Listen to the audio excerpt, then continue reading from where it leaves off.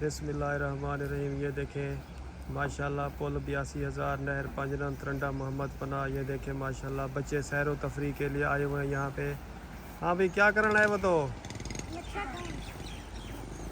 अच्छा कितना है वो तो? पुल 82 है ते नहर 5 नंबर तरंडा मोहम्मद पनाह। आगे कितना आया वती वाए?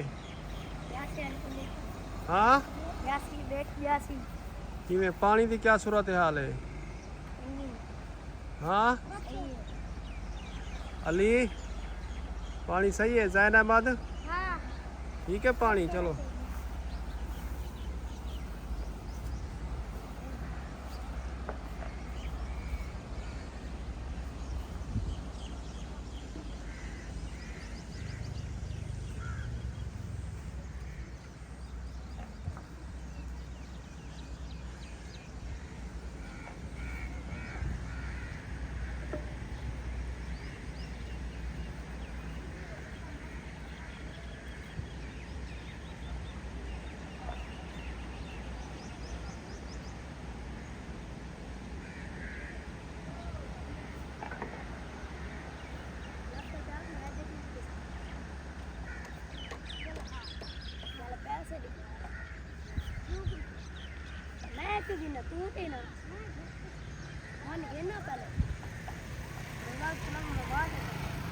हाँ भाई मच्छी खम दो हूँ जैन आकिफ तो की मच्छी खावे सो 5 किलो 1 किलो जैन 1 किलो रोटी खम सो हाँ पिया